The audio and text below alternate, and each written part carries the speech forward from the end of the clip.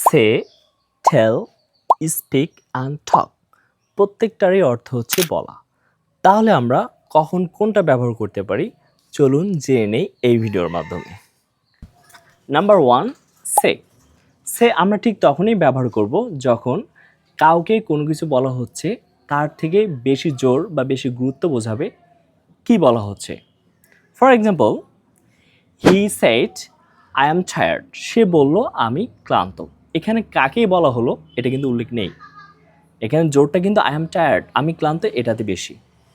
আমরা যে আরেকটা এক্সাম্পল নেই, যে he said I will go to Dhaka tomorrow. সে বলল আমি আগামীকাল ঢাকা যাব। এখানেও কিন্তু জোরটা হচ্ছে আমি আগামীকাল ঢাকা যাব, এটার উপর কাকে বলা হচ্ছে এটা কিন্তু এখানে উল্লেখ থাকবে না।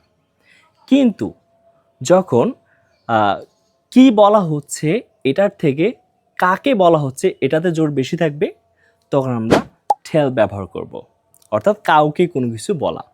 For example, he told me the truth. সে আমাকে সত্যটা বলল, অর্থাৎ এখানে কিন্তু আমাকে, আমার ওপর জোরটা বেশি আছে। আমরা যদি আরেকটা এক্সাম্পল দেখি, please tell him to come here.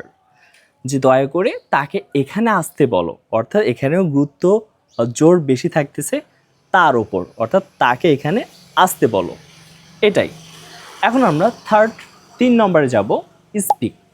Speak আমরা কখন ব্যবহার করব? স্পিক আনুষ্ঠানিকভাবে কথা বলার ক্ষেত্রে বা ভাষার ক্ষেত্রে আমরা ব্যবহার করতে পারি। যেমন আমি বলতেছি আমি ইংলিশ ভাষায় কথা বলতে পারি, আই ক্যান স্পিক ইংলিশ, আমি ইংলিশে কথা বলতে পারি। বা আমি বলতেছি আমি অনেকগুলো মানুষের সামনে বক্তব্য দিচ্ছি, I am speaking in front of a lot of people. আমি অনেকগুলো মানুষের সামনে বক্তব্য দিচ্ছি। এই সকল ক্ষেত্রে আমরা স্পিক ব্যবহার করতে পারি। আর লাস্ট ওয়ান, টক।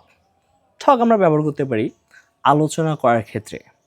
কোনো একটা বিষয় নিয়ে আমরা ডিসকাস করতেছি এবং আনুষ্ঠানিক ক্ষেত্রেও এটা ব্যবহার করা যায়। যেমন আমরা আমাদের ভবিষ্যৎ পরিকল্পনা সম্পর্কে আলোচনা করতেছি, we are talking about our future plan. আমরা আমাদের ভবিষ্যৎ পরিকল্পনা সম্পর্কে আলোচনা করতেছি। May I talk to you for a minute. আমি কি তোমার সাথে 1 মিনিট কথা বলতে পারি? এই যে ভদ্রতা বজায় রেখেও কারোর সাথে কথা বলতে গেলে কিন্তু আমরা টক ব্যবহার করতে পারি।